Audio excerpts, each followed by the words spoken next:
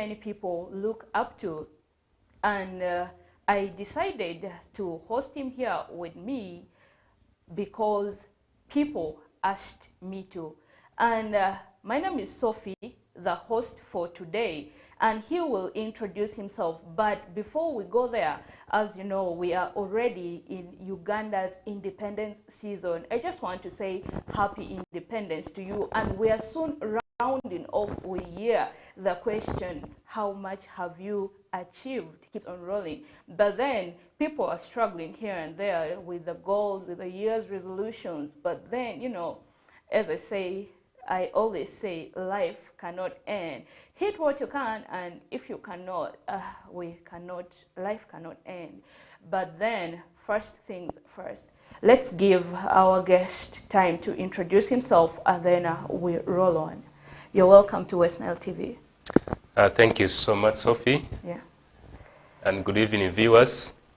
My name is Julius Ezatabi, a Reverend. I work at Uganda Christian University in Arua campus as the campus director. Okay.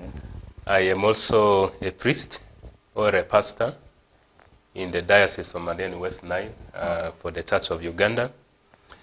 I am so much honored and privileged to be here in the studios of West Nile TV, especially talking about a very interesting topic of freedom and empowerment. And now that we are 60 plus years of independence celebration, yeah, so it's a very exciting moment to be here, and I look forward to a very engaging discussions. I'm grateful. Seeing a pastor, a reverend with a collar, someone may think like we're coming to talk about faith, but today we have decided to turn it around. We are talking about freedom and empowerment, as he had mentioned. And today being Teachers' Day, yeah, I'm also a teacher. You were my biology teacher in Senior 1. Yes, I'm also a teacher. I trained as a biology and chemistry teacher. Okay. And I taught for quite in a number of schools in West Nile. The last school I taught is Usindi SS. Wow.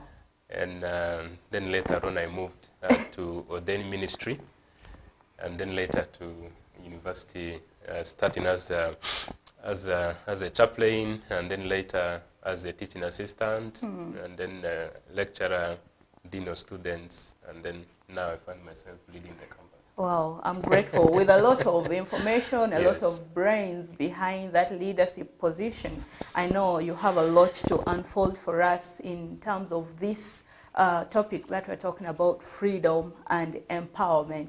So to go on, what do you understand by the word independence? Yes,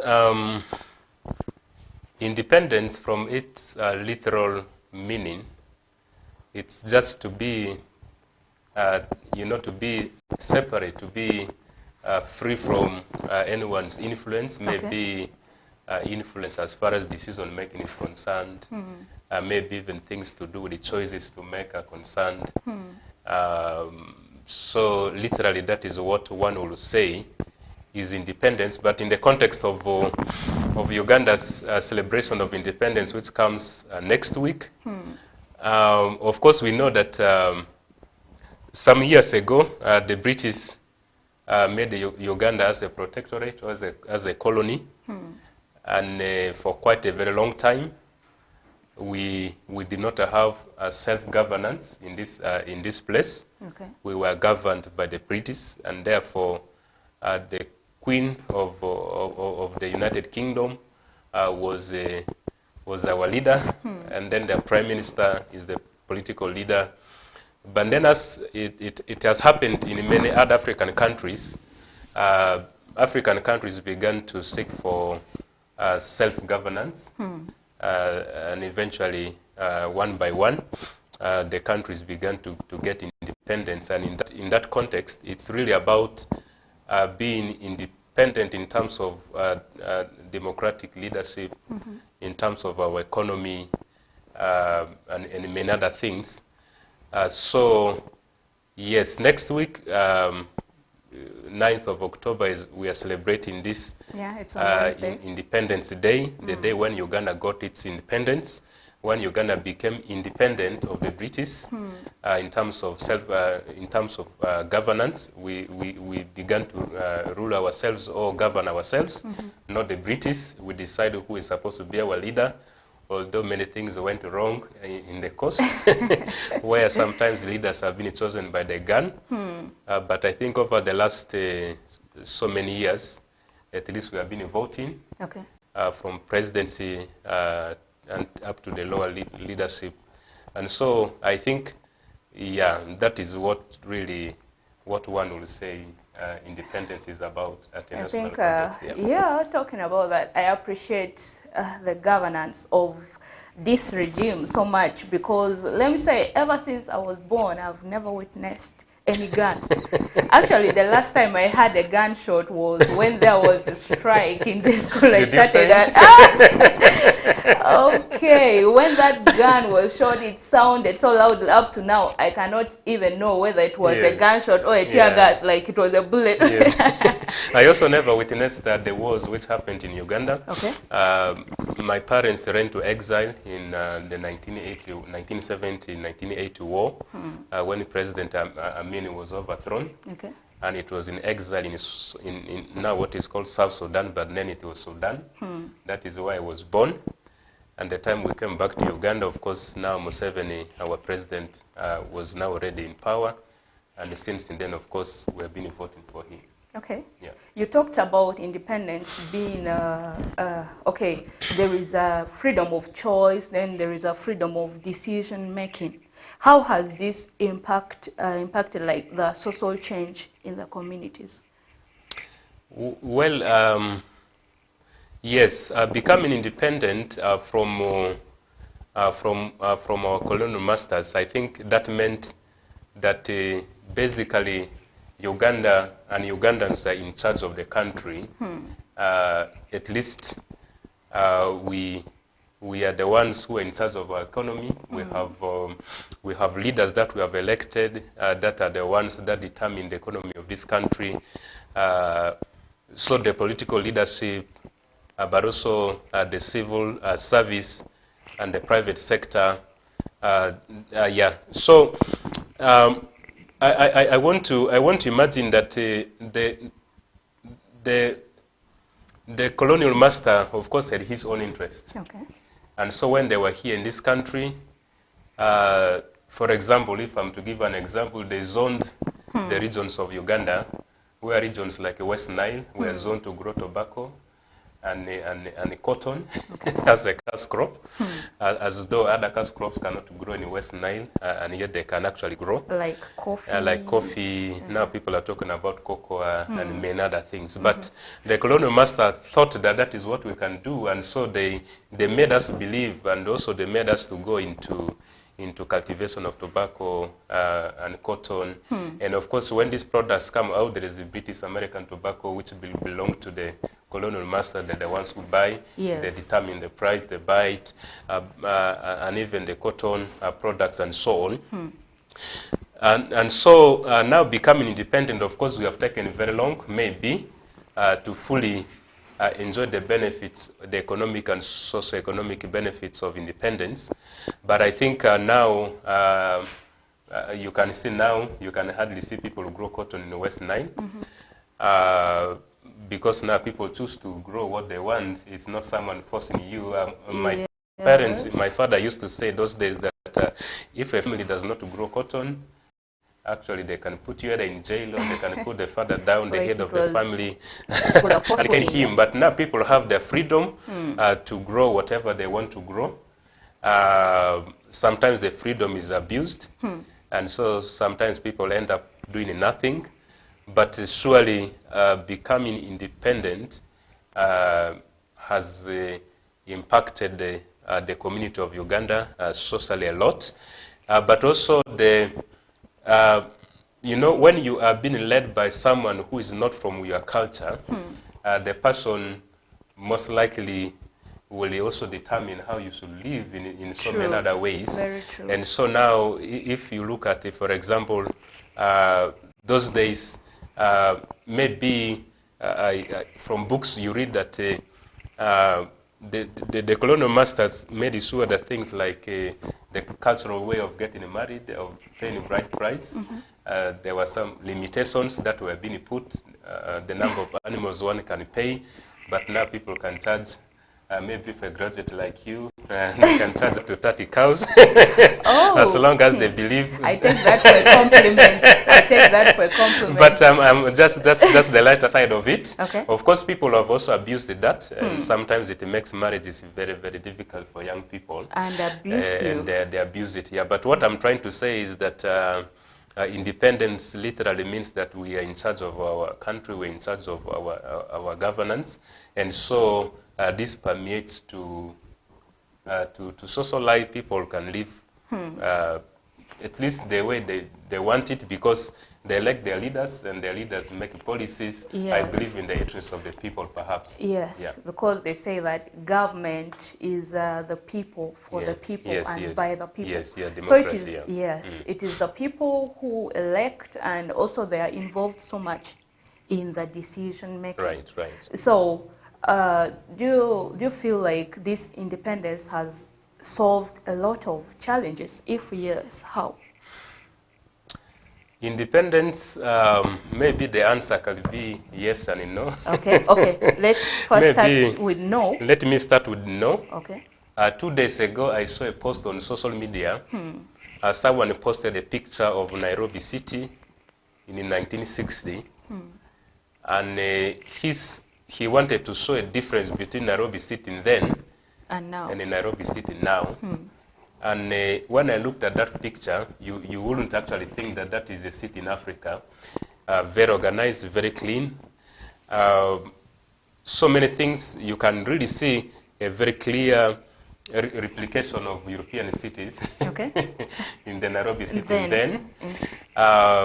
I have not tried to look at how Kampala or Entebbe or whatever city by then is by that time. And I tried to read through the comments, and someone said that maybe if the colonial master stayed until now, maybe Nairobi would have been better. So I think there are some ways in which this independence has not really so much benefited us. I have gone to some countries where foreign influences stayed for a little bit longer time, like down in South Africa. And when you step your feet there, you wouldn't imagine that actually in some places you can't imagine that you're in Africa, because it's the foreign influence has blended that kind of even the structural designs of the cities and so on. And by the sense of but now I think when we took over our self-governance, I think many things went wrong. You can see like our city, Kampala, is one of the cities that I think will cost the government a lot to put it right. I imagine, I want to assume and imagine that maybe if the colonial masters stayed here longer, maybe they would have replicated London in Kampala.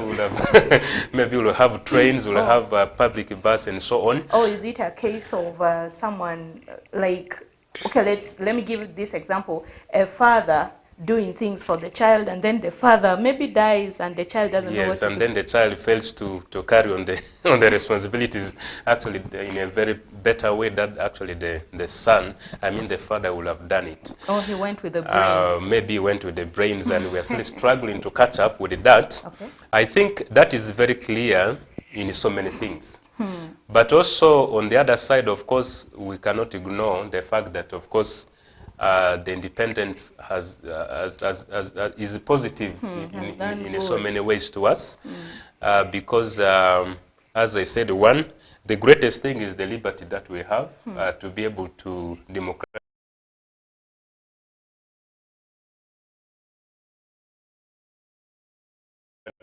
elect. Because we're the ones who elect these people. The law council, leaders from LC1 up to LC5, we elect them. The president, we elect him or her. We have not yet had a female president, but maybe soon we shall have. But even the MPs, and we elect these people by the fact that nation states operate in what is called a social contract. We are electing them so that they can serve our interest. Okay.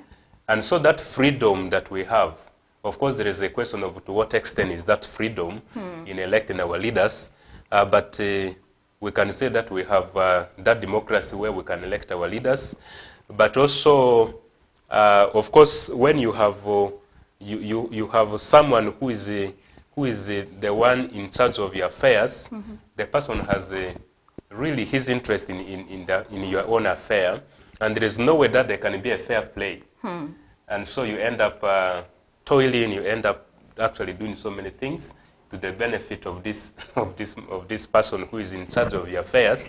But when you're in your own affairs, I think you are your master, and you decide which way to go. Okay. Yes. And I know there are still very many communities, even in Uganda, that are still trying to come up and learn about this independence. They are just there, especially at the outskirts of the country, in the villages and so on. And yet they need to come and realize all these things that you have spoken about and pick them up. Like even somewhere people don't know that they have freedom of expression. Like women are being pressed down in marginalized communities. Yes, yes. And those incidences, the traditions, where some things were not to be done by some particular people, it is still happening. And yet we have this independence that you're talking about. How do we bring it from the patriotic times to impact the social change in these marginalized communities? Well, I think I agree with you. There are many people in Uganda who still do not know that they have a voice. Yes. And so many times even leaders, but also they end up being exploited simply because actually they do not know that actually they have a voice. They have a stake in how this country should run. I think I would think that, of course, one, we have a bigger population in this country that are still largely somehow schooled, but just basic education. Okay. And that is true, especially in the villages, but also some parts of these cities. You find people who have gone to school to some level where they have not been able to fully get empowered, to have their eyes open to see and know actually that they have a stake in this country. But also sometimes I think it's maybe, especially if you talk about leadership, sometimes although we elect these leaders, when we give them the power, they appear bigger than the people who elect them. True. And so sometimes people end up suffering, even when they have the voice. I'm not political, but the National Unity Platform has their slogan, People Power. People have the power. Indeed, they have the power, but sometimes you may be having the power, but actually you don't know that you have it. Yes. And I think that is something maybe through these patriotic movements in the schools, maybe if the roles of a citizen can be made very clear to citizens of Uganda, I think like elsewhere, a time is coming. I was talking to one of my American friends, and from them, he was telling me that, if you belong to Arua city, you have all the rights. If you see even a single pothole in one of the roads in the city, you can walk boldly to the mayor's office and ask why that pothole has not been fixed. Wow. I think we also have that power to do so, but like no one has the boldness. Of course, sometimes even when you do, you are not paid attention to. Yes. And so people just end up like... So do we need maybe community policing? Yes, I think that will be one. Community policing is very important, but I think it is important that every single citizen of Uganda should be empowered to fully know his roles as a citizen, but also his rights. Okay. I think if that is done, even that grandmother who never went to school, if she can be made to know her rights and her role as a citizen of this country, I think that will make a difference. Okay. I believe so, but then the question is, how do we reach that grandmother? And okay, before you talk, I believe in storytelling. Yes, yes. Much as I didn't hear a lot of stories from my grandparents because honestly, I didn't grow up with them. Yes. But then I somehow believe that storytelling can change the situation. Yeah. What's your idea? Yes, I think I will agree. The tradition in Africa has basically been oral storytelling. I remember when we were young, we used to sit at the fire point in the evenings, where you sit in a rectangle or a squared way, and that's where you eat food. And these people who have seen years will be telling you stories. I remember my father telling and the independence we're talking about actually found my father about 20 years. Also, there are so many things that he can remember. Okay. And so storytelling is very important. It's actually one of the tools that can be used to make people know some of these things, but the question is who is there to tell the story? Because now, you know, Sophie, there is a way that our societal fabric is getting torn, and so families are living now independently instead of people living in a very communal way. People, you know, there is this Western self-centered me and my family think is now coming on board. The nuclear family. But I think there could be an exploration of how best storytelling can be used actually to reach, especially to those people who cannot open a book and read. Yes. That could be something very good. I am not sure who does that, but maybe if there can be, I know the government may be having social workers in the communities. Politicians may have their own interests, and so the stories they may tell may be the lion's story, which favors the champion, not necessarily. Yeah, but I think there should be a way how our judges or our grandmothers and the days in the village who cannot read, maybe through radios. Okay. I know many Ugandan families have got radios, if not a television like this. And so, yes, the radio stations can be used to be able to tell stories. Maybe community development officers in the districts and sub-counties can take advantage of that. I'm not sure whether that is part of their job descriptions. But I think someone should be able to take responsibility. In the storytelling. Yeah. Okay. So you also believe with me that this storytelling could solve a lot of challenges? Yes, because in storytelling there are three things that can be passed. There is knowledge, there is a value, and there is experience. Especially if the story is told by someone who is knowledgeable and someone who, of course, knows the context of the story, and someone who perhaps has got some experiences. So these three things, if the storytelling encompasses these three things, knowledge, values, and experiences, I think that will go a mile into sensitizing people,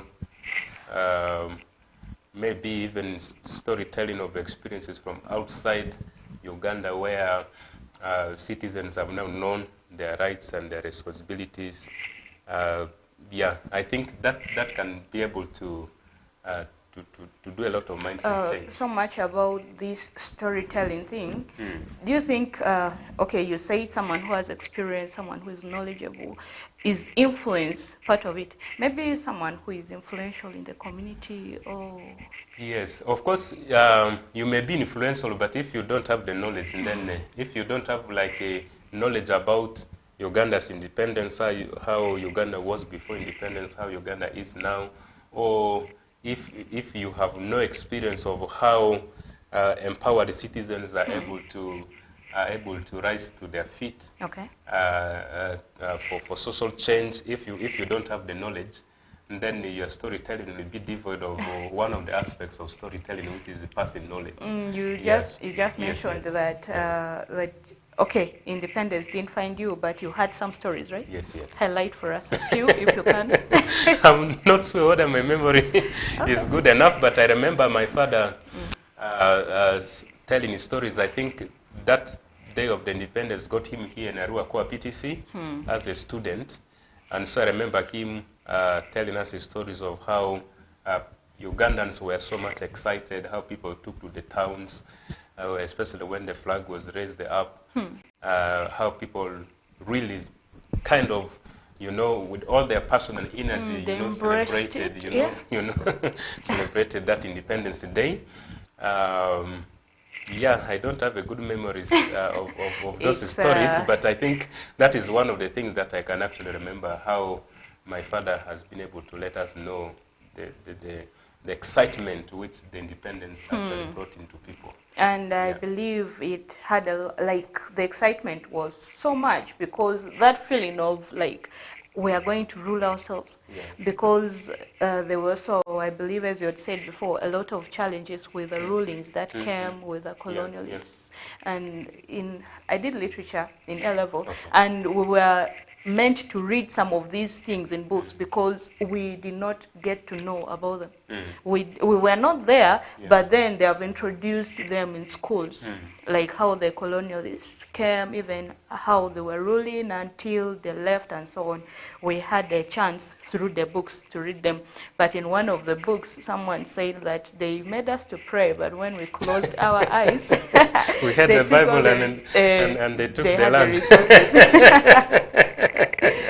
Okay, 30 minutes on top of the hour of 8 p.m. and this is the Real Talk Show at West Nile TV, channel 0477 at StarTimes, and on Zuku Satellite channel 0073. And here with me is Mr. Tabi Julius, the director, UCU Arua campus, and we are talking about freedom and empowerment.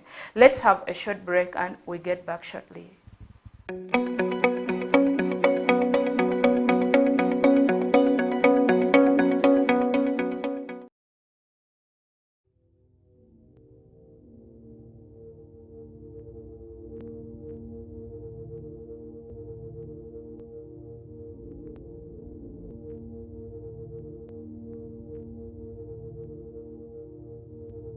West Nile TV, lighting up the region.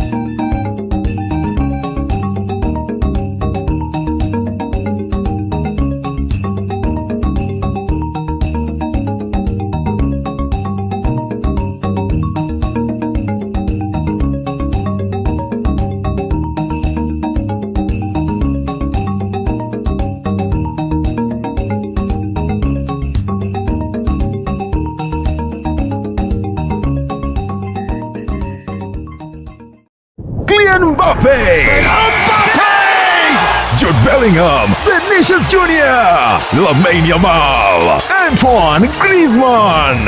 La Liga comes to StarTimes. A wild celebration! The big stars, the tiki-taka football, Real Madrid and Barcelona live in your living room. Real Madrid, a team of dreams!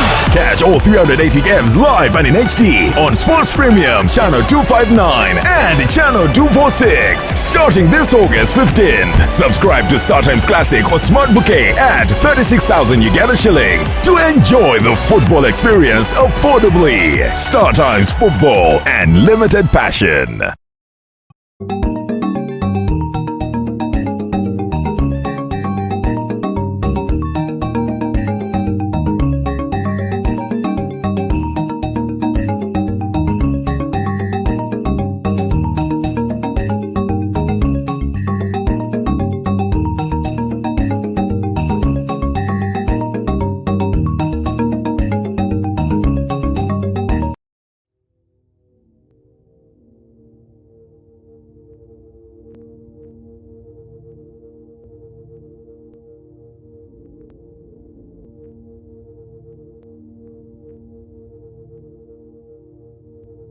West Nile TV, lighting up the region.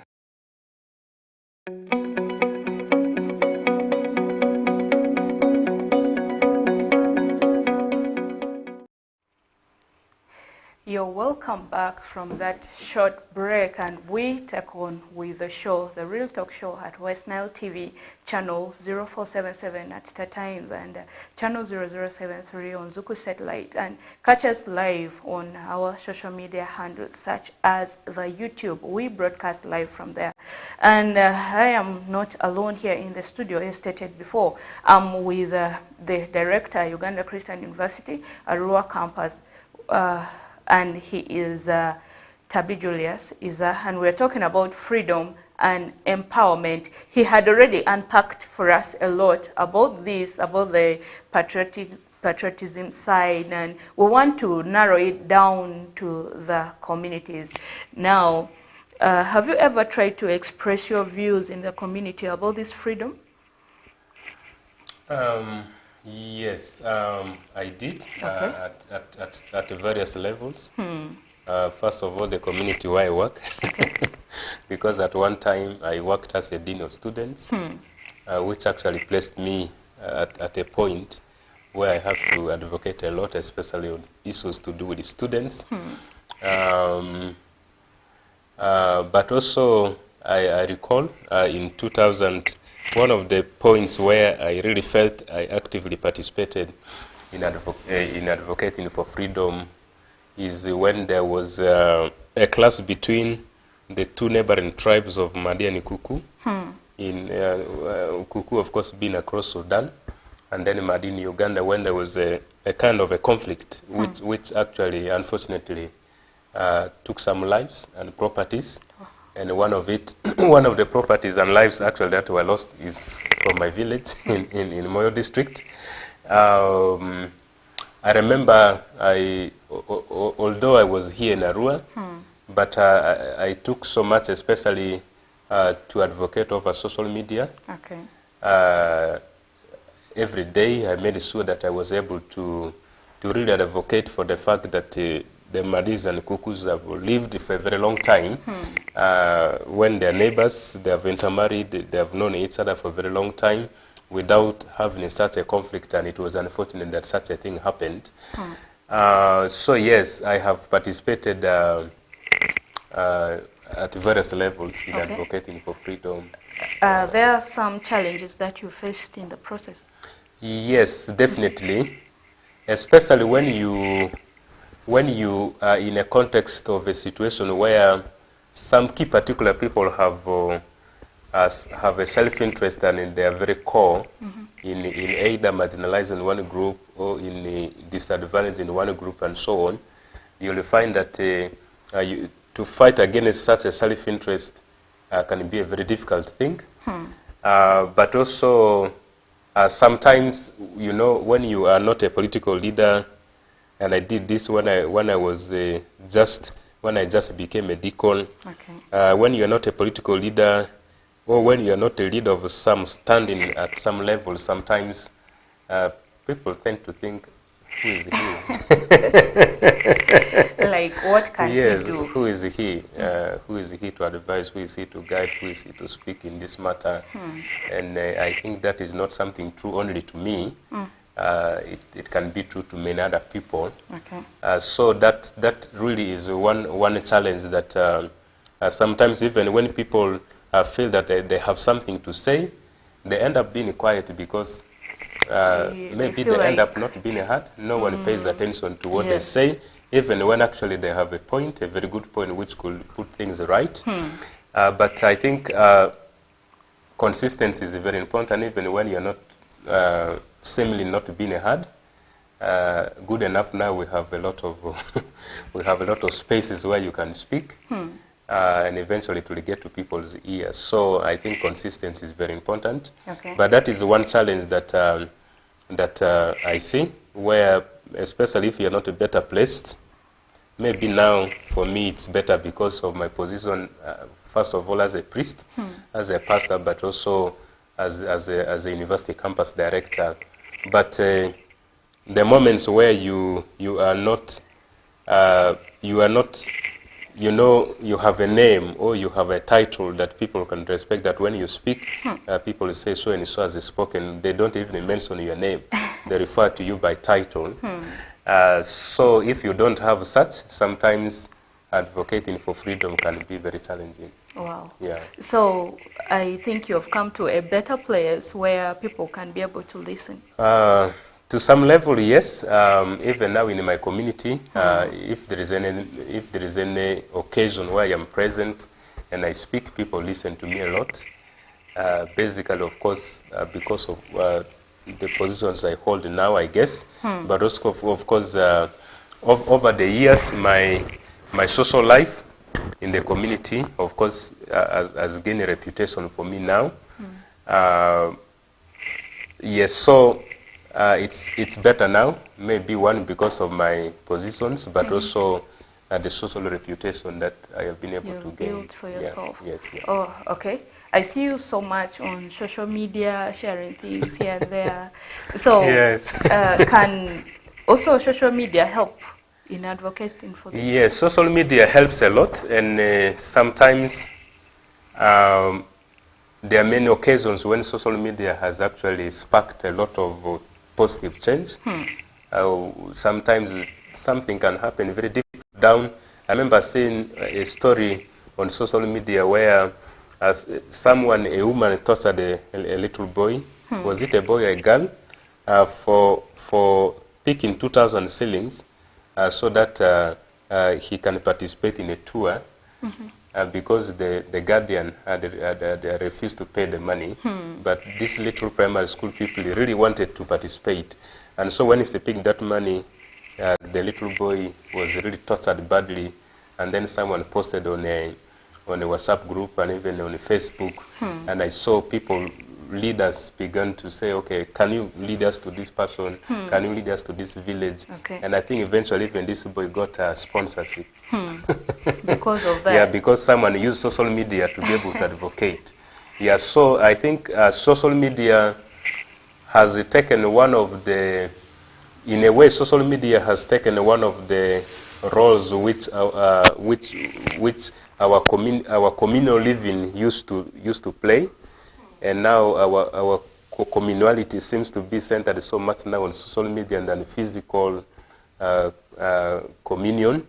And so when you put an information, it could be on X Space or on Twitter, it could be on Facebook, it could be TikTok, which is now the thing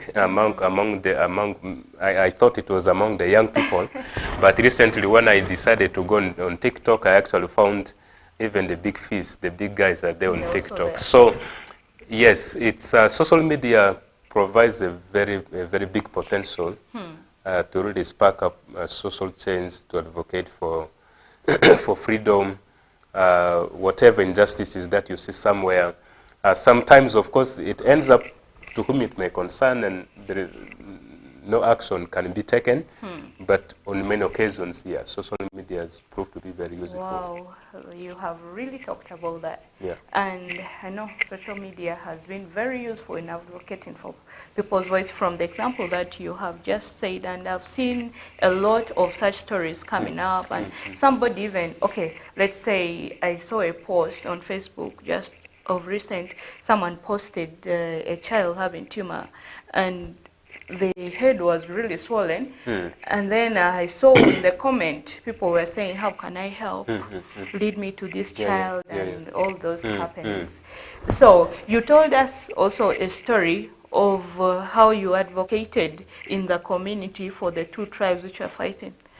We would really want to get more of those stories. Is that the only one, or can you give us one? I use social media a lot, and sometimes, of course, I get busy, and I am not there for some time, but really on many occasions I am there. But I think the most active role which I really felt satisfied that I did something was of course, at that time. There are many other minor occasions when I took some issues on social media, but I don't do that a lot these days. Okay. especially in the part of advocacy. I do so many things on social media, but I don't do a lot of advocacy as that, or speaking on behalf of other people so that they can receive certain benefits or certain favors from elsewhere. But I also recall a moment when I went to a certain community and I found the water they were fetching for drinking was really very dirty water, Okay. very dirty one. And of course I took a picture of someone fetching this water, and you can really see even from the picture alone, it's a very dirty water which they were taking. I posted that thing on social media. I have no idea whether someone paid attention to it. But after 1 year, I saw the community was getting a borehole. Wow. Maybe someone saw it, I don't know. Sure. Yes, But I after think so. 1 year, I saw the community was receiving a borehole. But I think social media is a tool that we cannot ignore when it comes to advocacy, Okay. and especially speaking for other people, or speaking for an issue within an area which demands or which needs some urgent attention. I think social media is a very, very big tool. Okay. Because our politicians are there, our religious leaders are there, the civil servants are there. Everyone is literally there on the social media. Yeah, true. So using the social media or even the physical and so on. So how can the community members help themselves in encouraging independence, like amongst themselves? Yes. The independence, I think now here in this context that we can really talk about now goes beyond the other 1962. Yes, the patriotism stuff. Okay, the other 1962 independence, down to social change because now. Empowerment. Because in our community, even though as a nation we seem to be having some independence, especially from external influence in matters of governance and many other things, but you see that if you go down to the common people, if you go down to the society, you still find that there are people who actually, they have no freedom. People live in poverty, and someone who is in poverty can never have a kind of a freedom. That's true. Because if you cannot buy sugar, you cannot buy salt, you cannot send a child to school. Literally, you don't have freedom. You're not empowered. Yeah. And so, I think, of course, there are so many things which are happening now, which can be positive.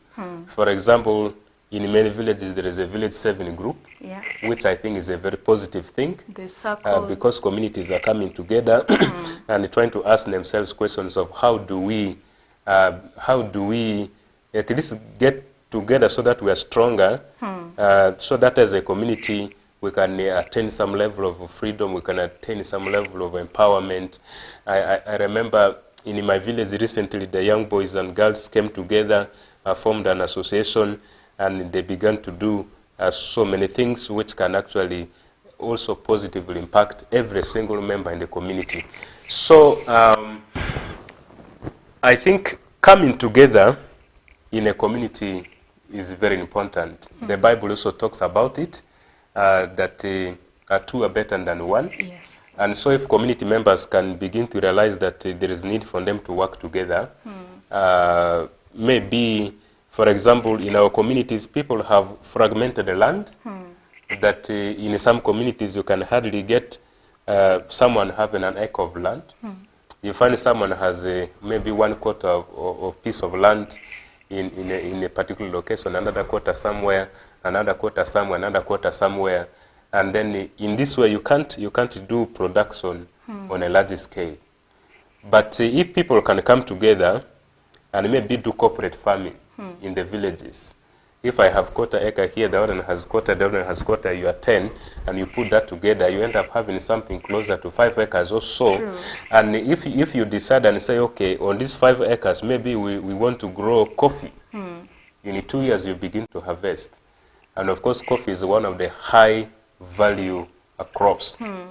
And so if community members can begin to realize the power of working together, the power of coming together, I think that could be a very important tool which people can use to be able to liberate themselves. Okay. Now this time, not necessarily, part of it can be, of course, maybe advocating for political change, but especially when it comes to economic empowerment, when it comes to social changes which are desired in our communities, I think we cannot ignore the idea of coming together, forming societies, forming corporations, so that we can work in a common interest. Yeah, I think these are already happening. As you mentioned, there are these village savings and loans associations where people come together. Yeah. Even the associations like where I stay, somewhere in Ediofe, there is association for the people who have bought land.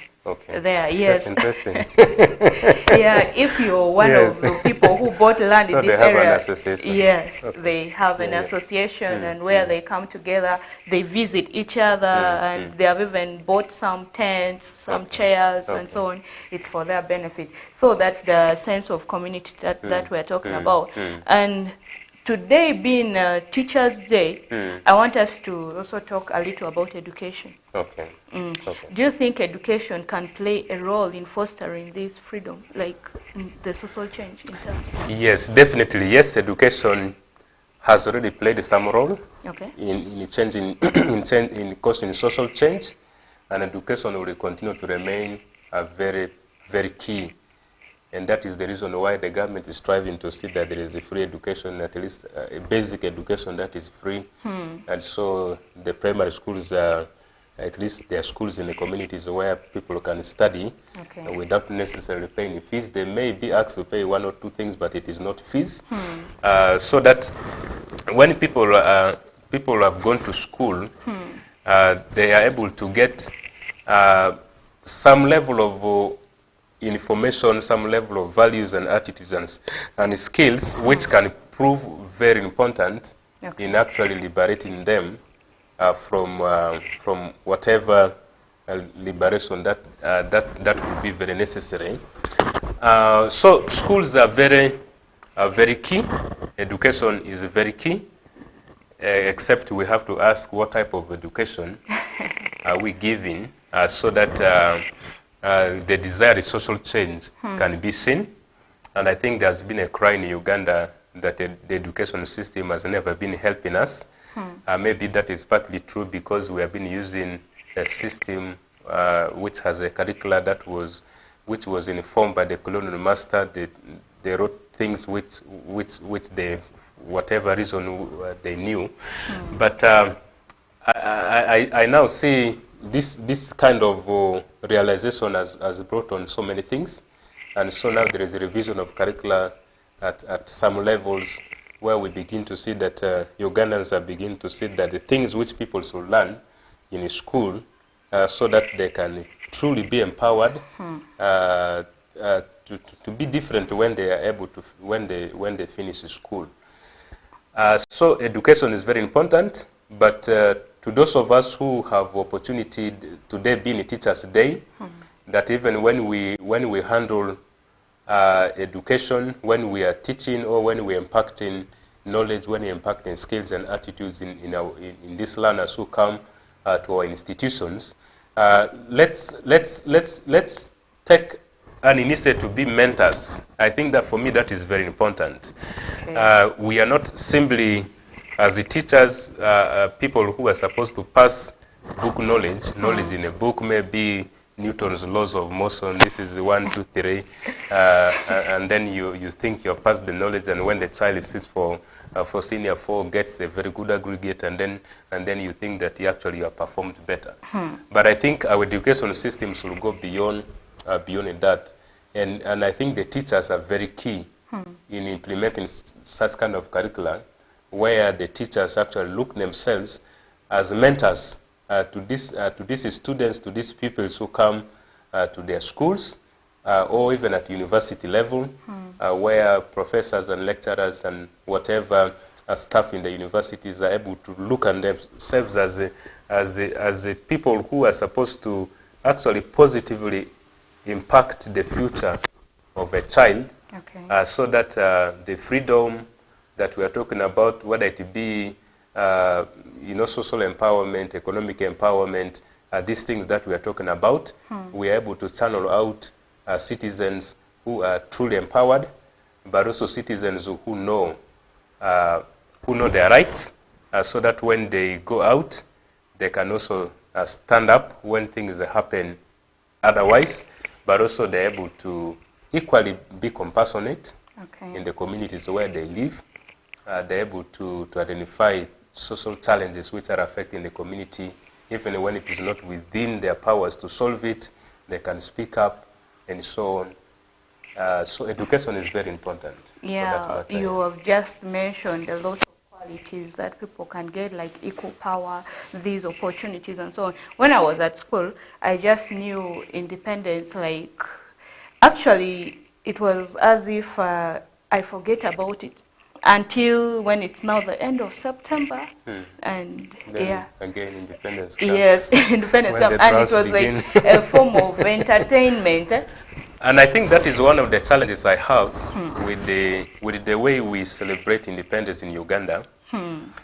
I think when Ugandans will begin to do more reflection than celebration. More reflection on the independence than the celebration. Yes, both self-independence. Yes, because but also national independence. If we take more time to reflect on freedom and empowerment, how can you as an individual, how can your family, that maybe as a family head or as a member of the family, or even maybe, I don't know whether you are married, but if you are planning to get married in the future, do you take time to reflect instead of just moving out there beating drums and shouting, jumping, maybe in the evening going to the beach or going to a bar or going somewhere and you dance, and that is all. I think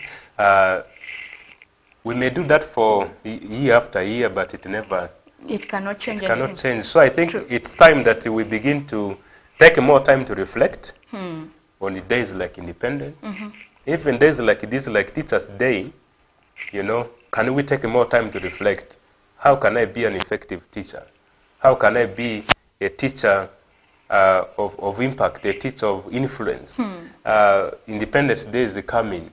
So can you sit down and question yourself, what does this independence mean to me?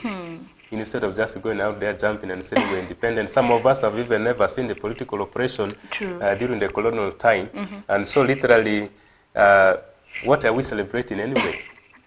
I think it's better that we reflect more on the days like this than really the celebration part of it. Celebration is good. Of course, historically we know that we were mistreated by colonialists, but now we got our independence, we can celebrate it.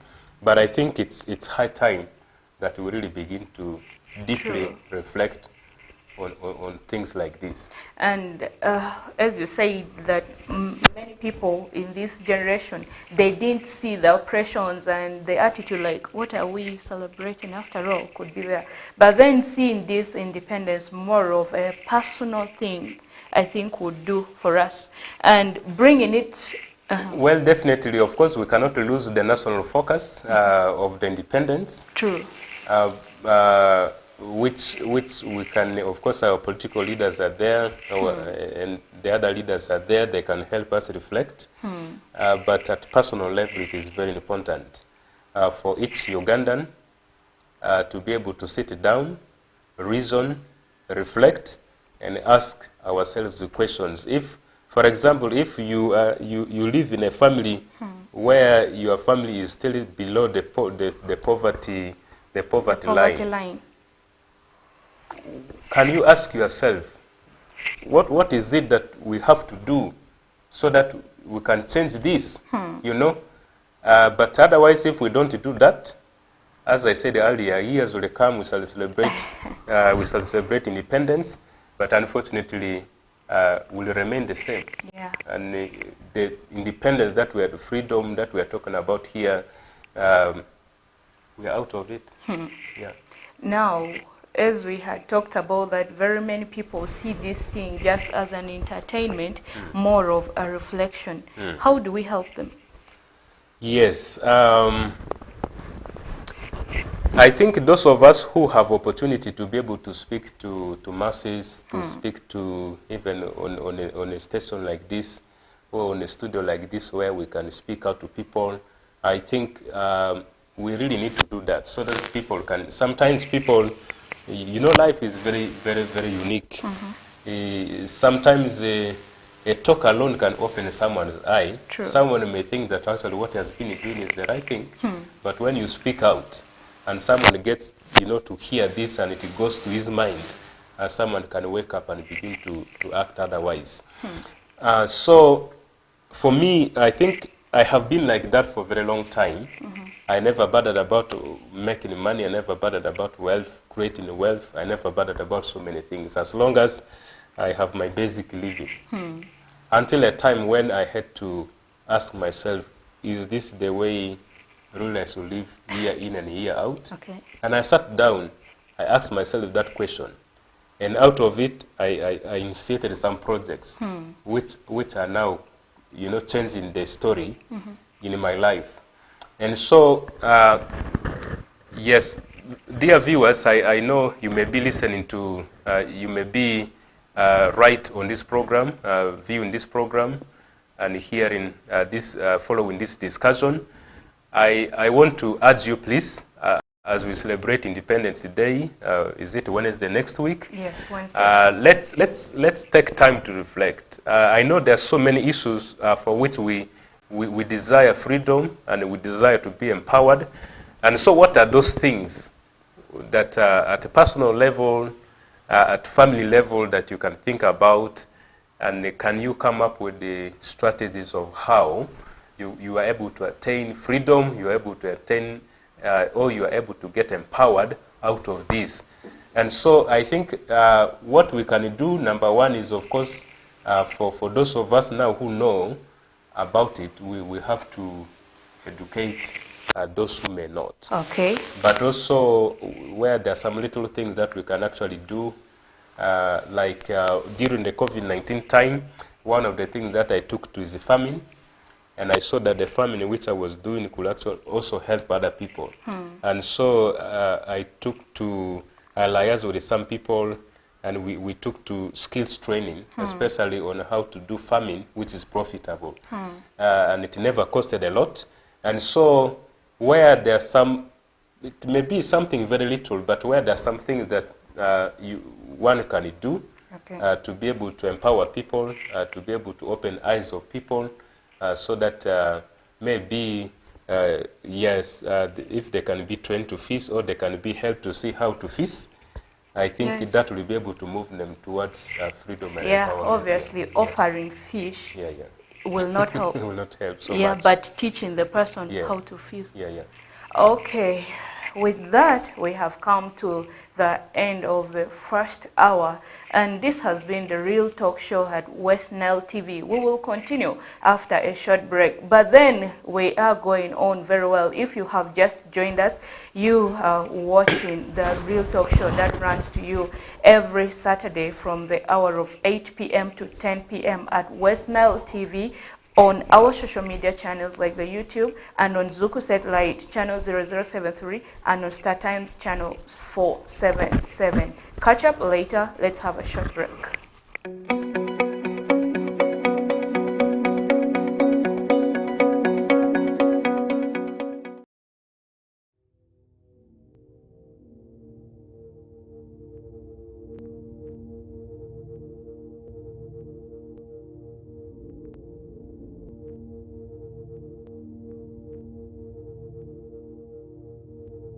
West Nile TV, lighting up the region.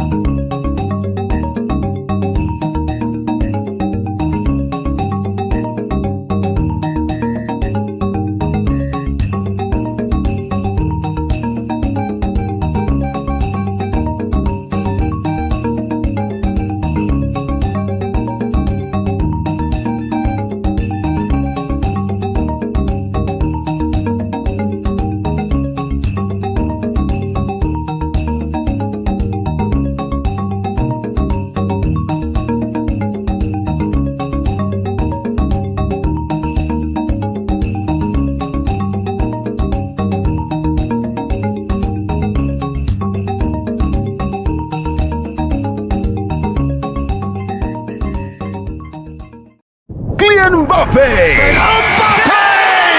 Jude Bellingham, Vinicius Jr., Lamine Yamal, Antoine Griezmann.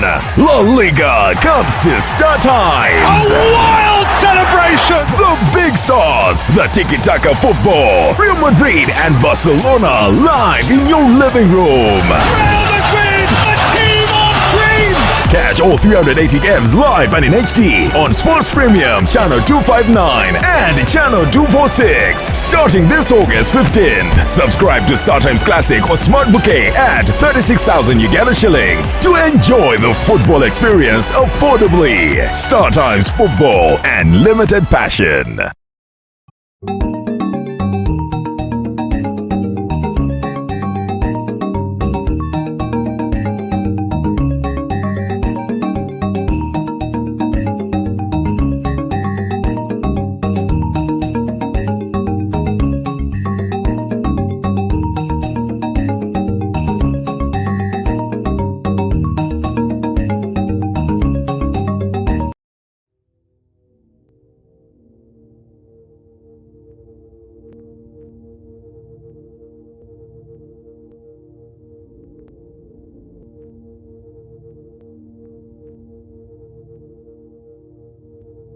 West Nile TV, lighting up the region.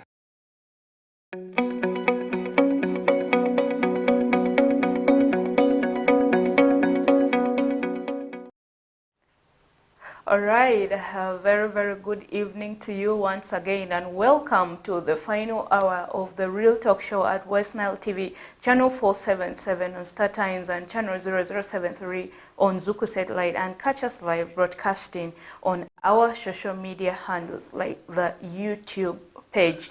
And today we chose to talk about freedom and empowerment because this being the week for the independence of Uganda.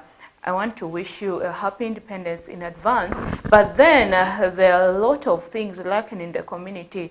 A lot of people do not actually know what their freedoms are, what their rights are, and they are not empowered. That's why we chose this. And with me in the studio here is Mr. Tabi Julius Iza, the director for UCU Arua campus, and he is unpacking for us a lot in terms of this topic, freedom and empowerment. Now, sir, once again, you are welcome to the final hour of the show. Thank you. You had talked a lot about this freedom and empowerment in terms of the social change and the patriotism. Now, I want us to zero it down to the government and the NGOs. And you talked about the village savings and loans associations and some other associations that have come up in the community as in trying to foster the social change for freedom. How do you think the local government and the NGOs have helped the communities in fostering independence or freedom? Well, thank you. The local government, as the name says, it's a government that is within a locality.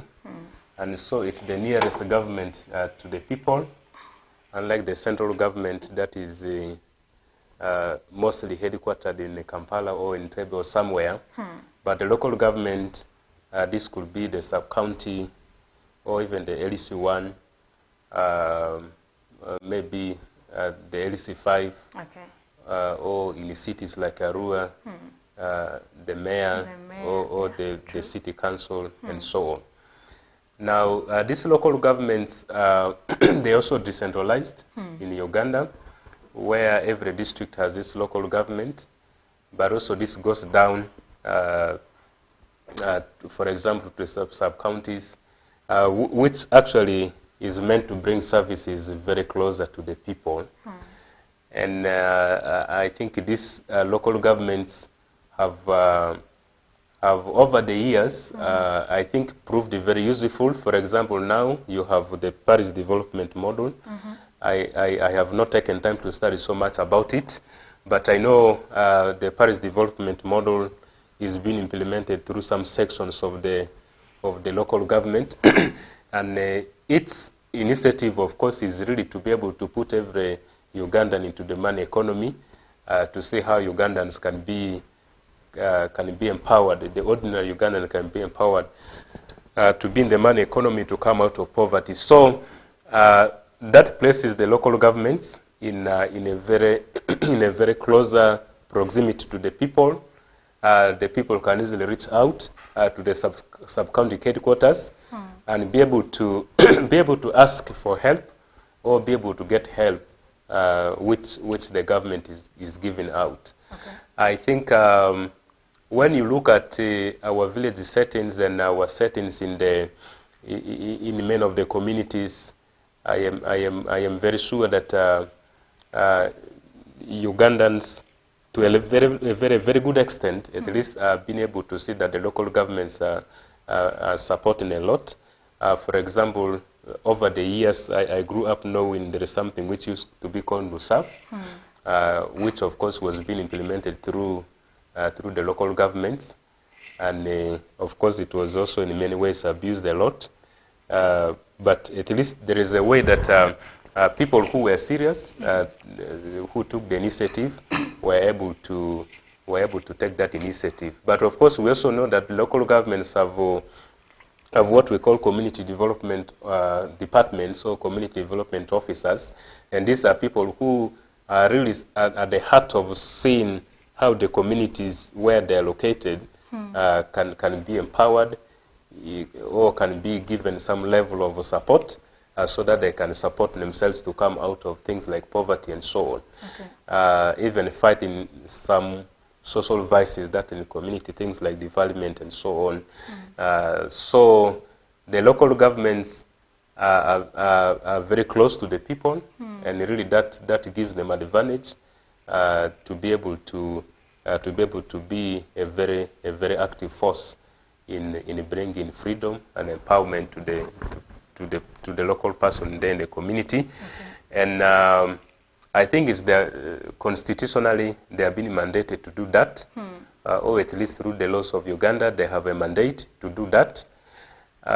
The local governments have to be they really have to know the people, they really have to know the community where they work, so that the programs they come up with every year are really programs that are able to support everyone. And yes, their services like, Uganda is largely made up of farmers, although for now many people are subsistence farmers, but the sub-counties have extension workers, but many farmers don't know that actually the extension workers who could actually support them, even to give free technical services on how best to do farming.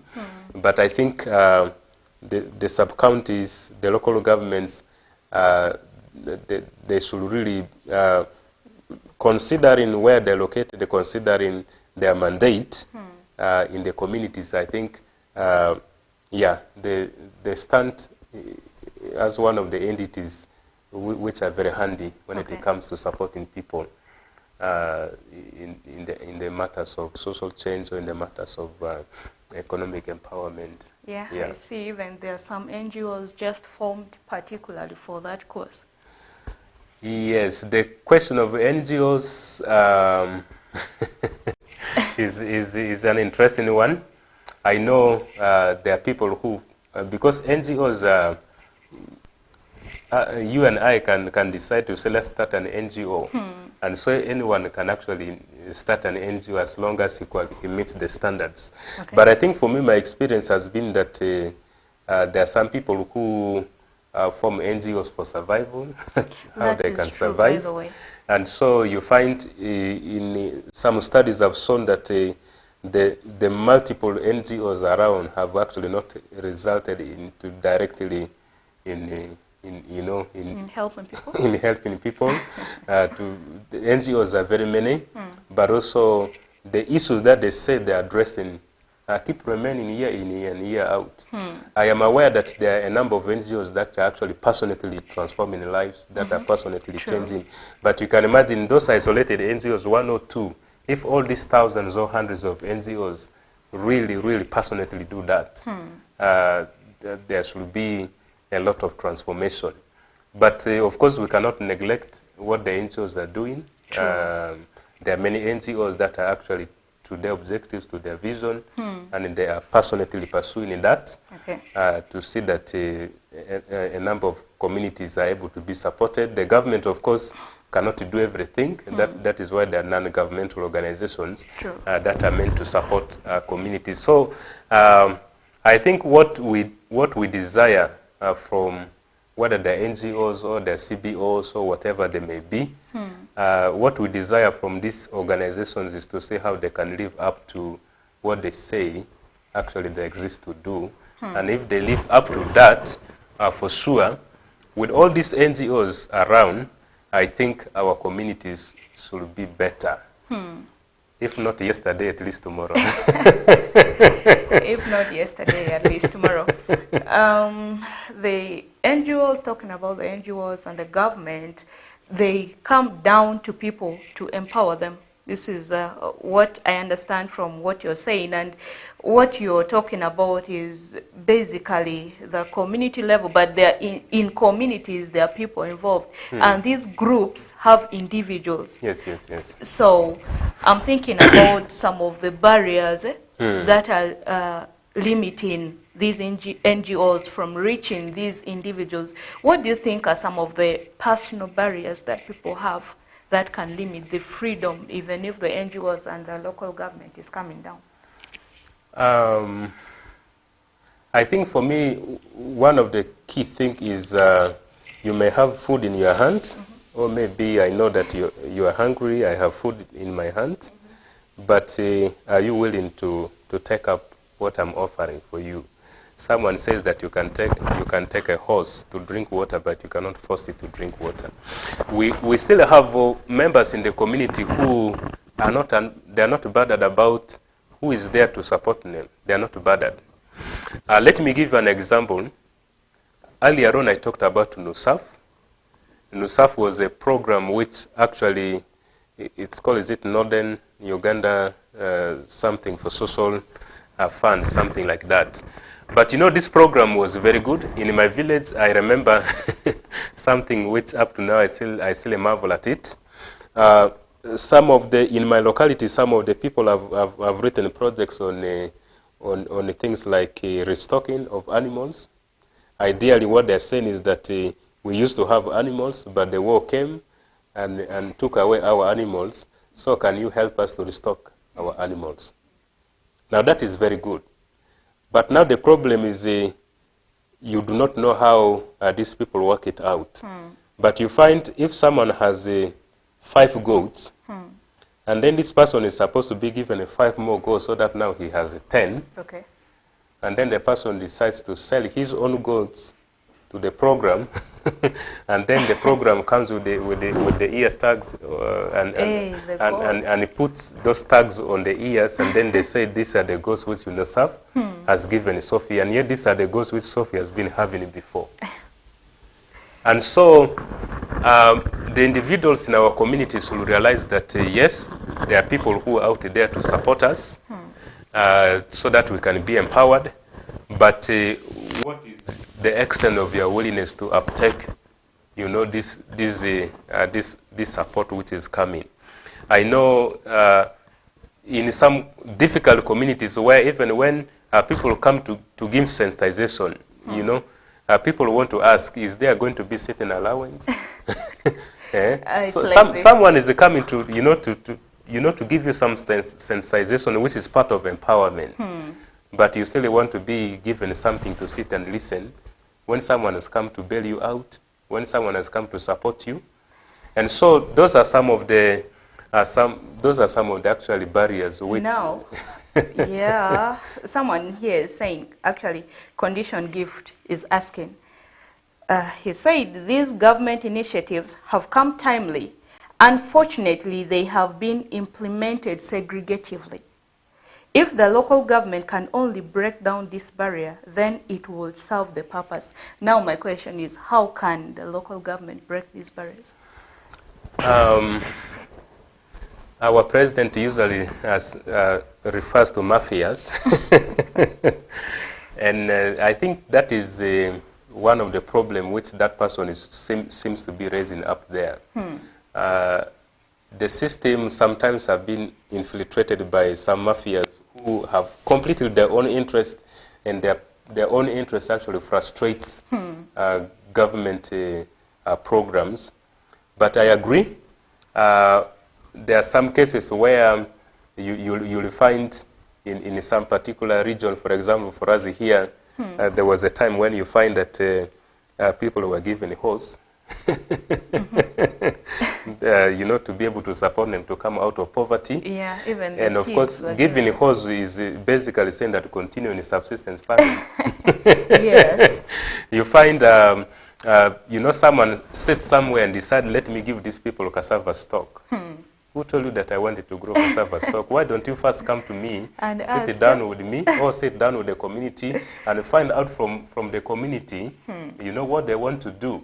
And sometimes the cassava stock, the maize grains, or the maize seeds even come when it is dry season approaching. Yeah. I mean, I have seen, you know, things like tree seedlings, fruit tree seedlings like oranges given, and they die.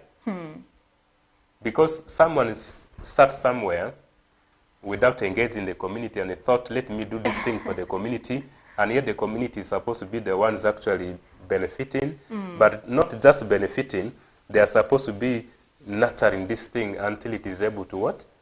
Materialize. So I think the local governments, whether it be central government, whether it be local government, whether it be even the NGOs, I know there could be some researches that inform what they want to do. But it is very important that they also get to the people and really and sit down. In some cases, of course, sometimes doing a baseline survey may help, but it is very important that the beneficiary that you want to support should have at least an input or like know, they should have an yes. understanding. But I know that this person is also talking about segregative implementation of Yes, government of the programs, programs. where Ugandans believe that there are some regions are favored. Yes, and others are not. and others are not. I think, yes, I have moved throughout Uganda. Some of the differences can be seen. I do not know how those things happen, and I don't want to mention which region is better off and which one is not. Okay. But if you are one who moves throughout Uganda, you can really see the differences. As I said, you go somewhere in some government programs, people are given, people educated, and people are given coffee seedlings, and after planting this coffee, after 2 years, you find that there are people who have bought cars, people have built very good houses, but then in one area, you are given a kilogram of maize seeds to plant, you know, and this kilogram of maize seeds, you can hardly even get maybe even 5 bags out of it. True. And so you end up having even less than 1 bag of maize grain as a harvest, which is basically enough to feed you for 3 months or so, and again you are hungry. Oh, I see. I understand it. Still talking about this, I feel like there should be solutions to this, right? Definitely. Yes. So can we talk about it? Yes, in the beginning I talked about some of the barriers which we talked about. I talked about how sometimes people who you think should be helped, they live as if they are not in need of help. And they are not even bothered about which help is coming. And if they come, if those help will come, sometimes they actually mismanage the help which comes to them, which I think is very unfortunate. And it's true that it occurs.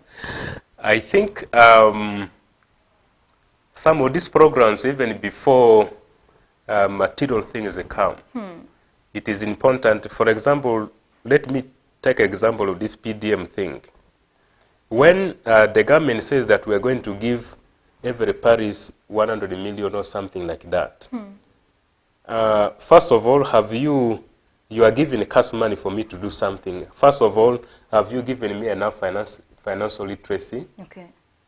on how to use this money very well, finance discipline?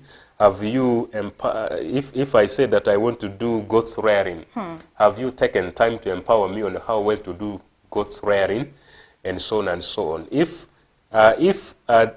some of these issues can be taken care of, I think even the community member who may eventually abuse this thing, if they can be taken time to be talked to be explained, I think they can embrace some of these programs very well. But I think I also want to address myself to the people that the NGOs, the government are trying to see how they can be empowered.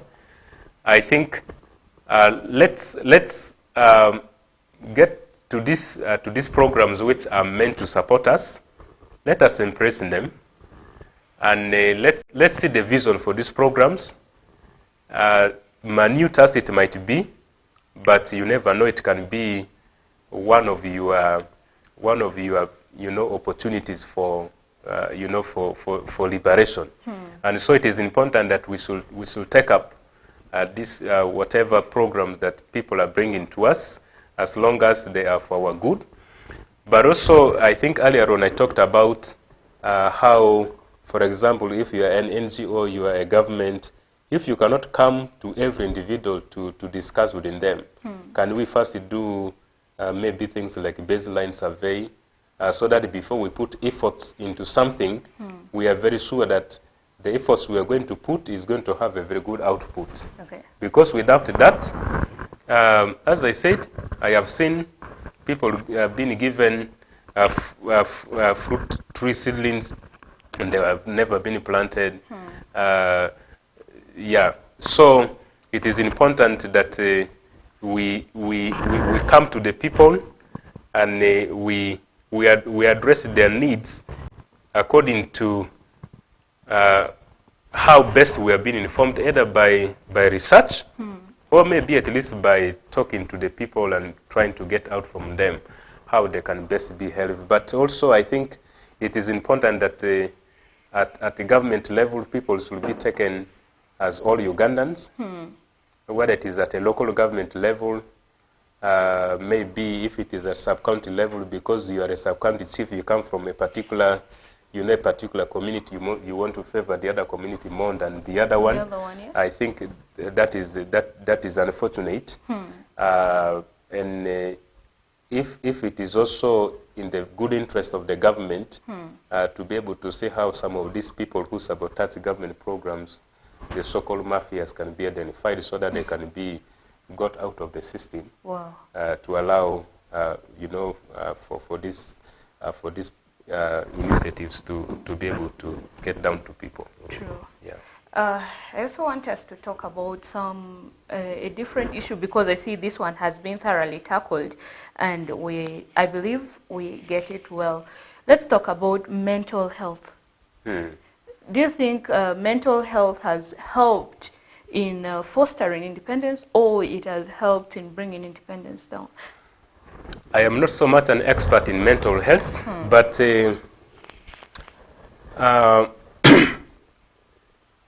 Uganda is one of the populations where, when we talk about mental health, issues to do with the mental health are not so much paid attention to. First of all, there are very few services or bodies that seek to support people with the mental health. And of course, definitely a community where people are not mentally well will never be able to seek for empowerment, to seek for freedom.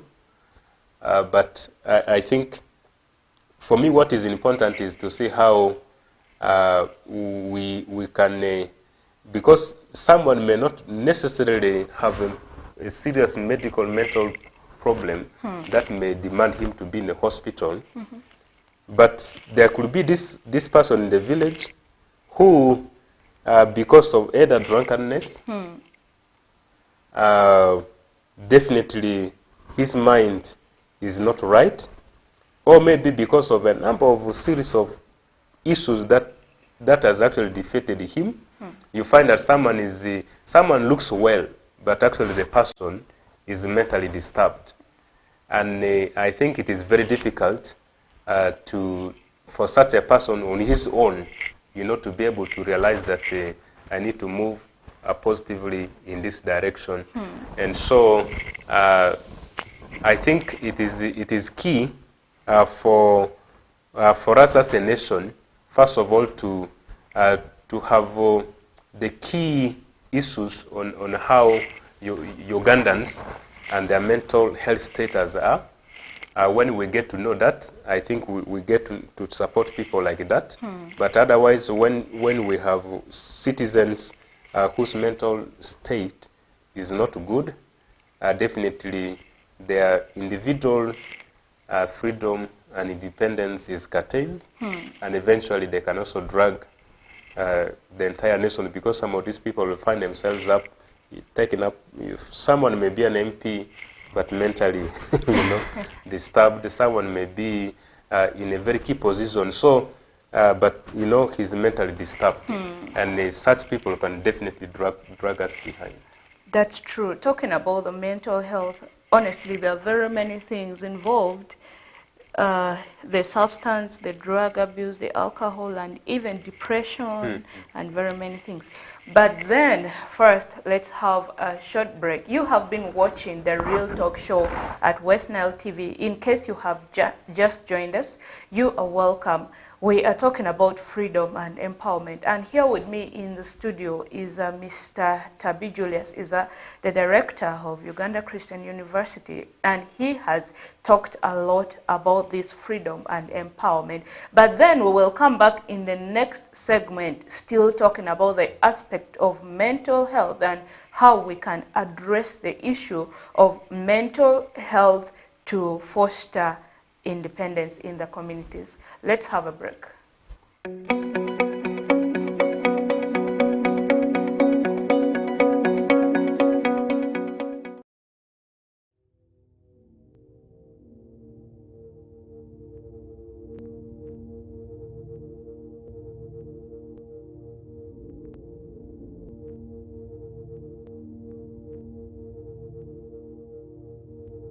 West Nile TV, lighting up the region.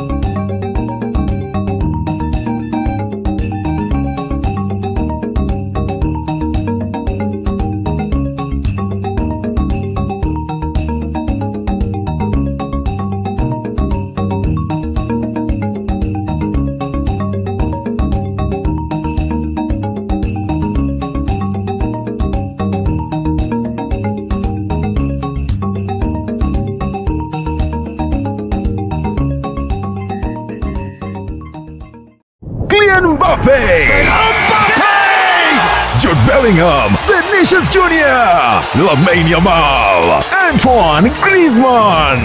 La Liga comes to Star Times. A wild celebration! The big stars, the tiki-taka football, Real Madrid and Barcelona live in your living room. Real Madrid, a team of dreams! Catch all 380 games live and in HD on Sports Premium Channel 259 and Channel 246 starting this August 15th. Subscribe to StarTimes Classic or Smart Bouquet at 36,000 Uganda shillings to enjoy the football experience affordably. StarTimes Football and Limited Passion.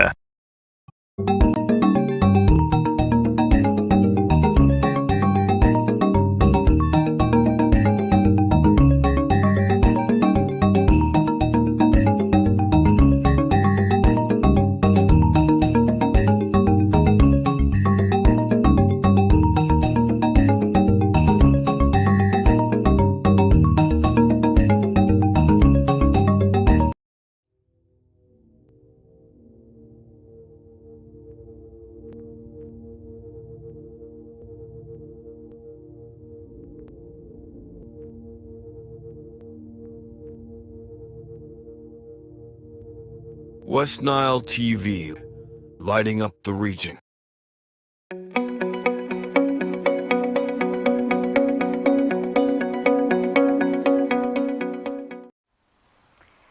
All right, you are most welcome back for the Real Talk Show, and we are in the final segment of the show.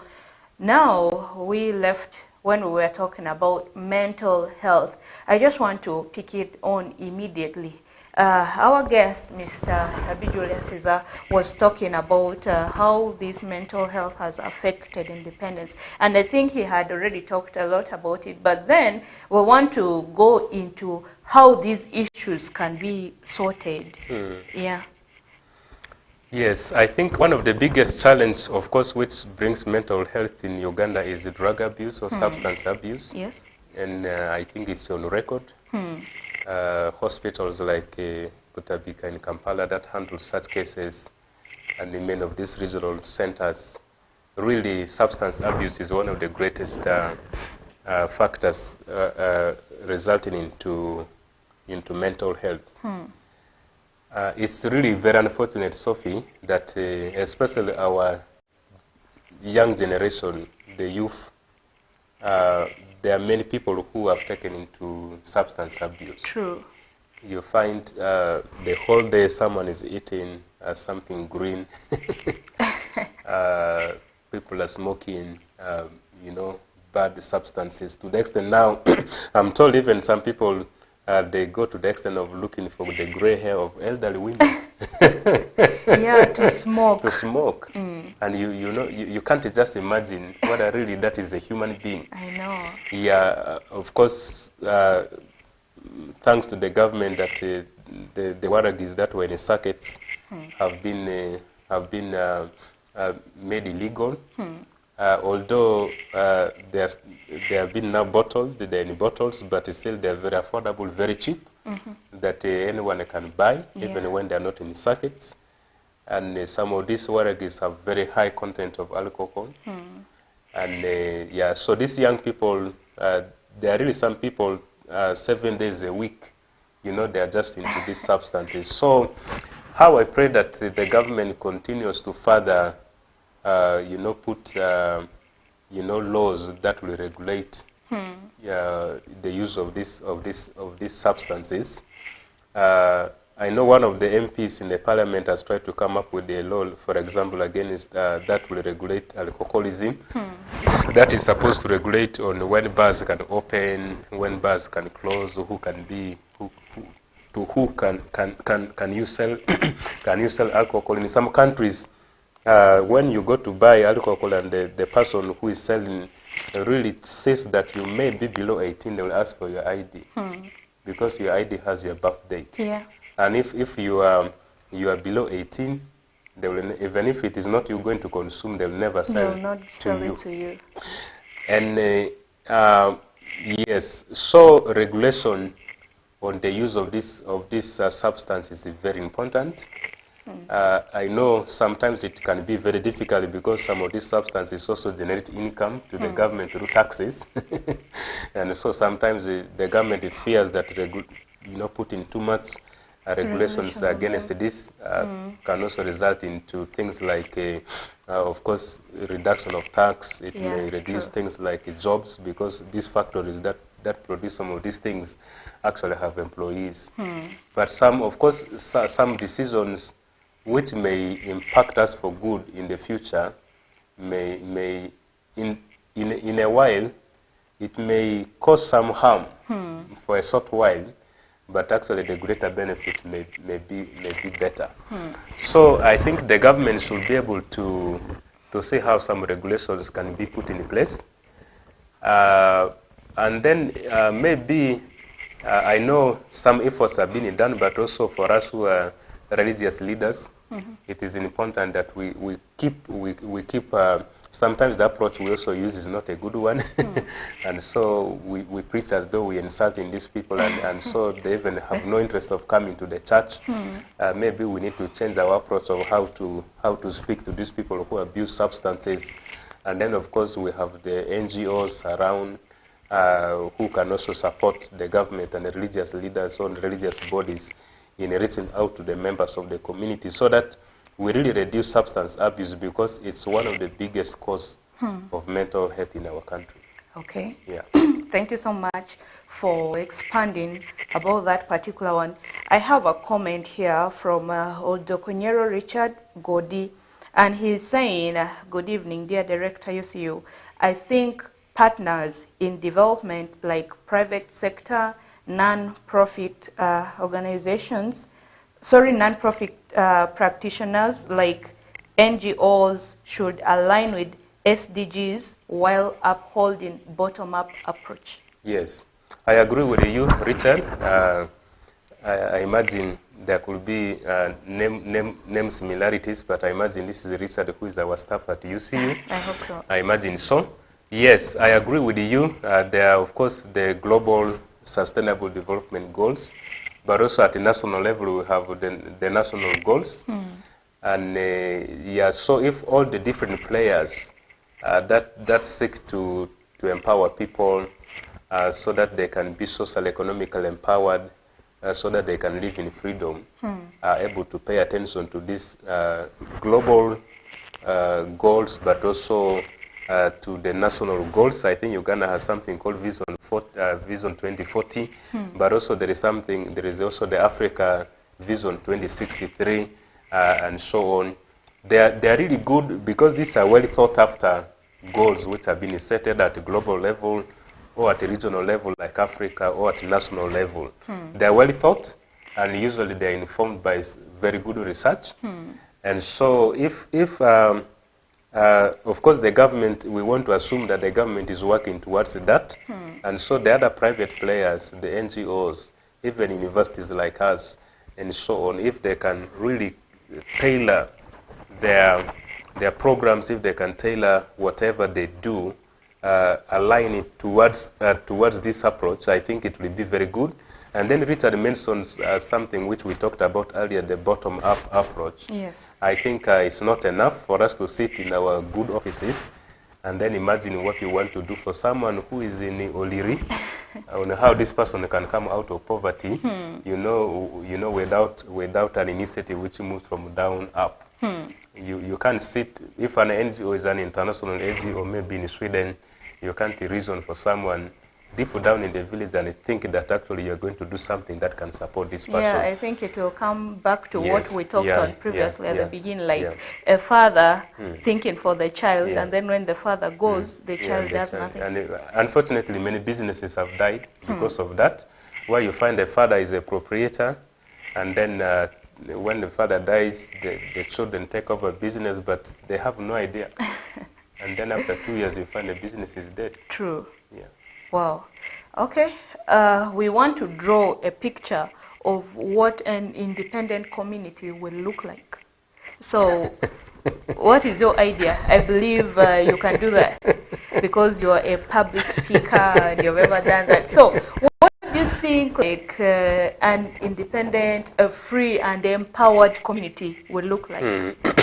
I think my imagination will be a community that is empowered, or individual members in a community that are empowered, number one. There really should be people who are not in poverty, because there is no way that your freedom is always limited when you are really in poverty. And so I think that is one picture that I have of a community that where there is no family that is still stays, or whose everyday living is below the poverty line.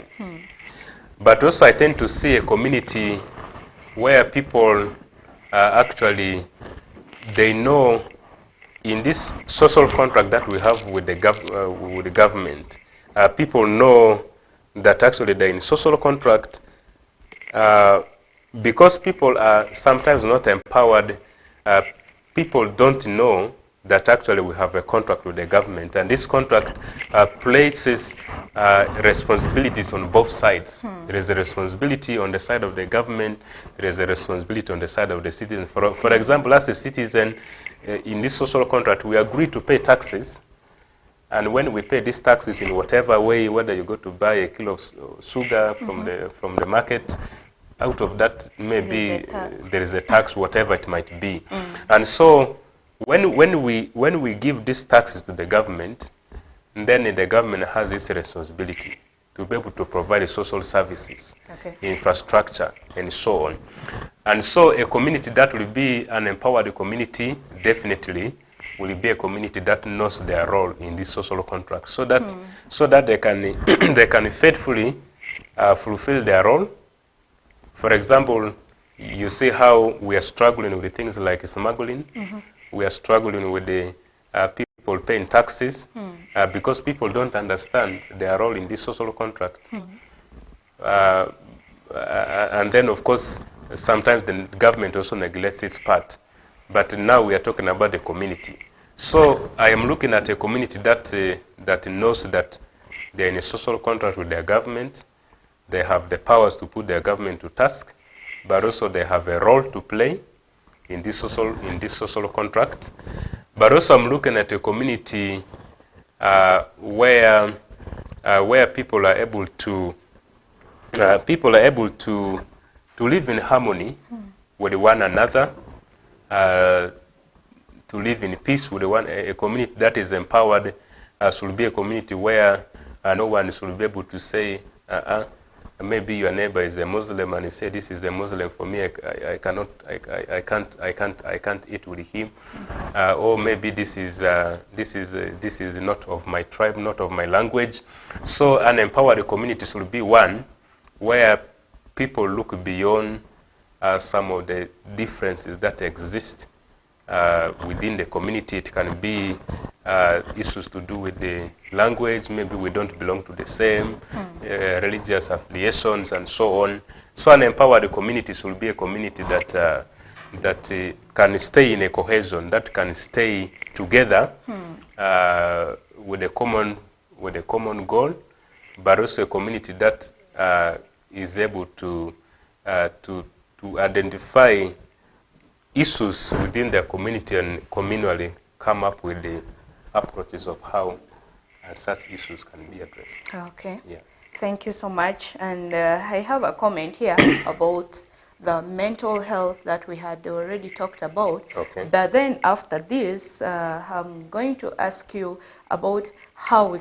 Okay, don't forget what we have just talked about, how the communities can come together, but we are going down to individuals. We want this independence to come as a culture in the community, how we can help them becoming a culture in the community. But Debo Lazarus is saying that government should be strict with the youth who are overusing such neurotics like drugs, because they are the future of the country. And that's what I talked about, regulation.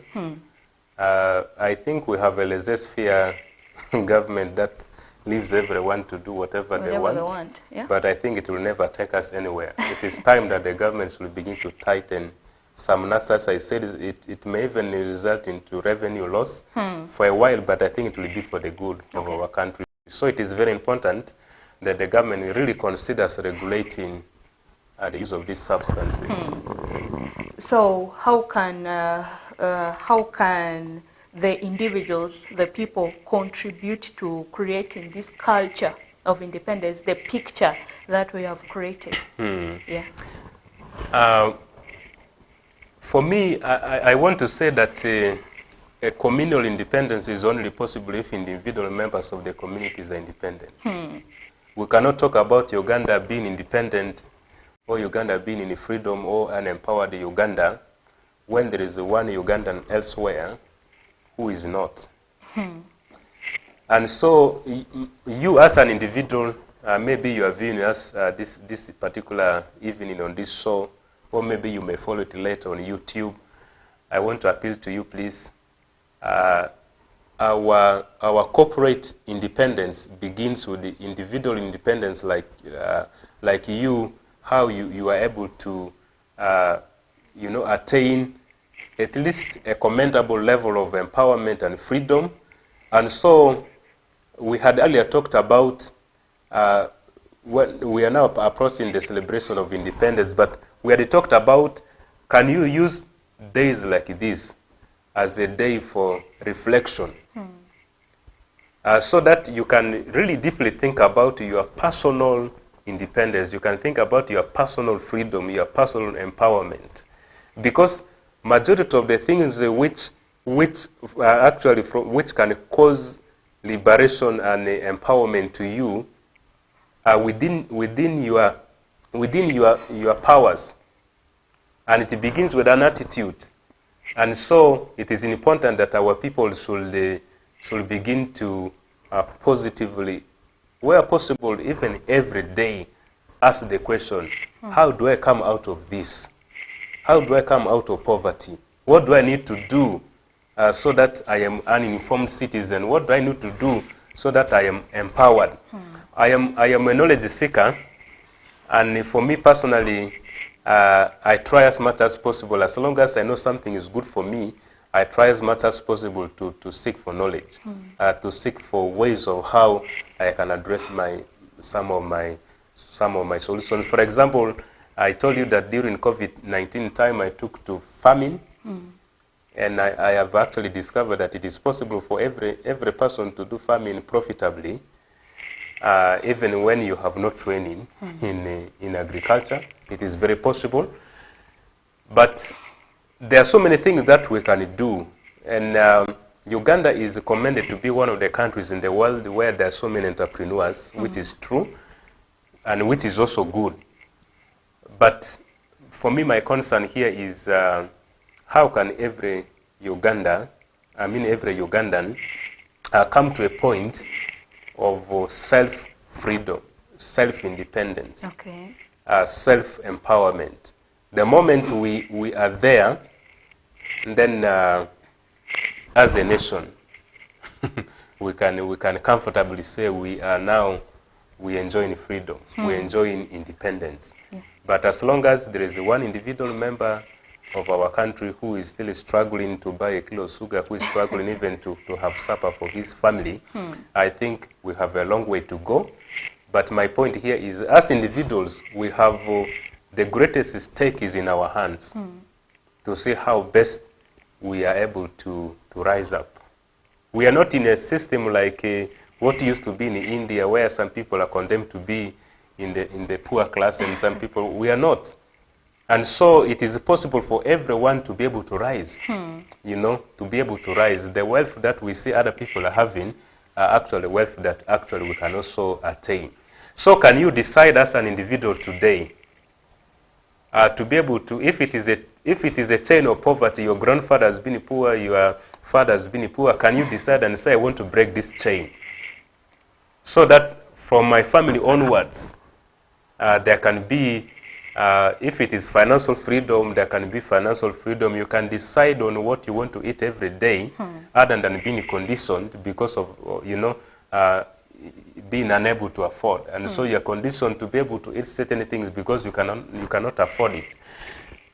The power is in your hand, my brother, my sister, my fellow Ugandan, or you may not be Ugandan, you are here on this show, but the power, much of the stake is in your hand. And the time you realize that and you rise to your feet, I think the better for you. Okay. Yeah.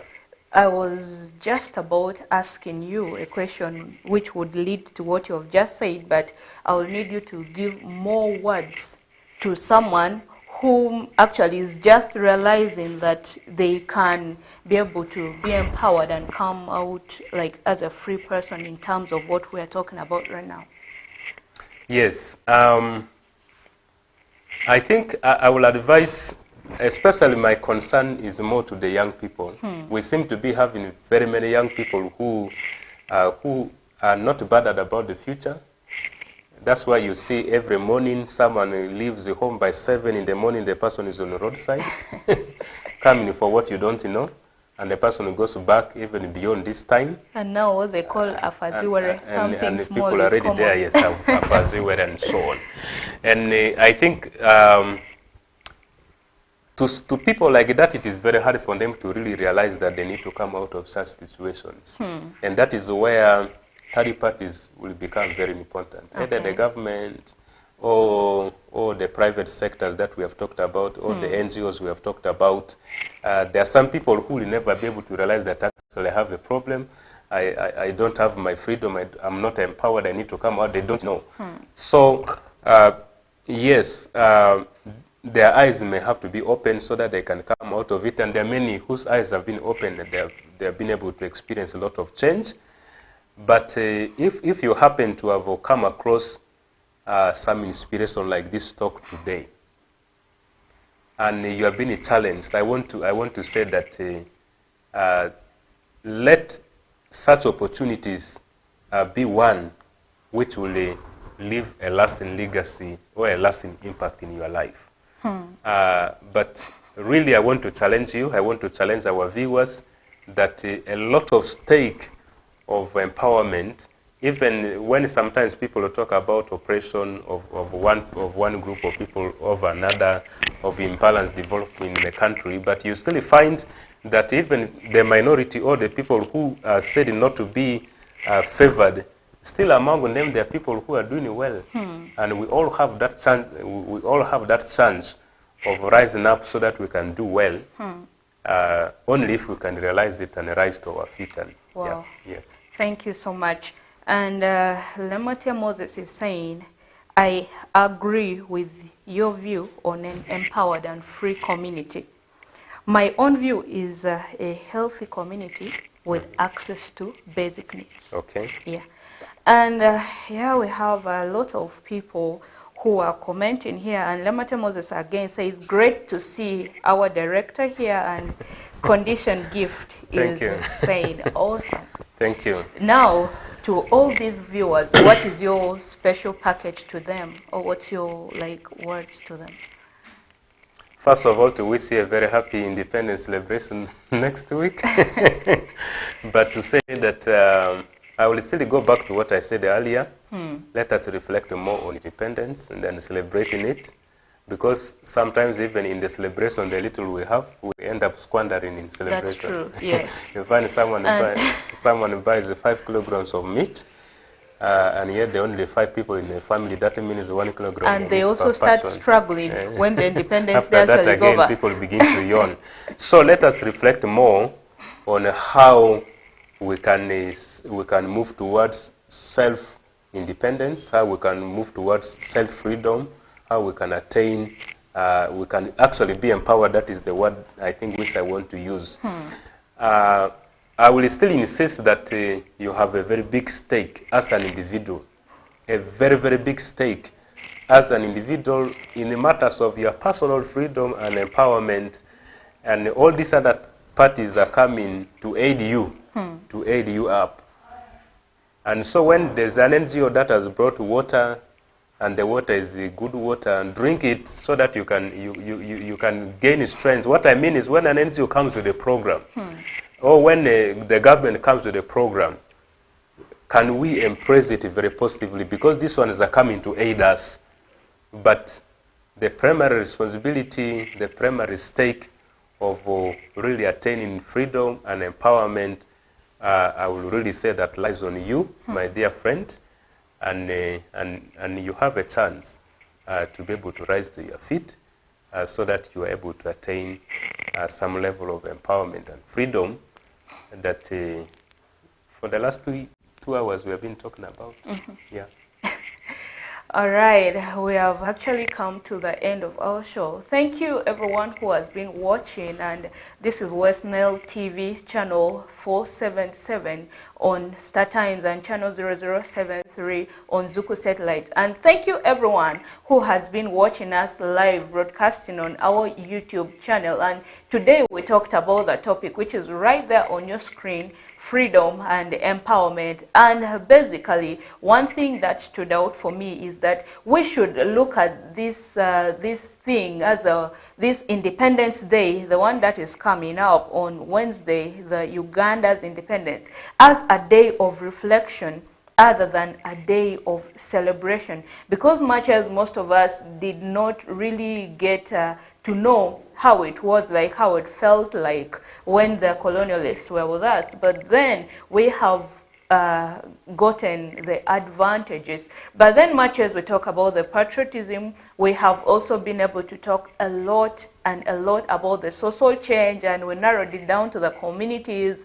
We talked about how the local governments, the NGOs, the private sectors can impact and all that. I hope you have benefited a lot from this talk here.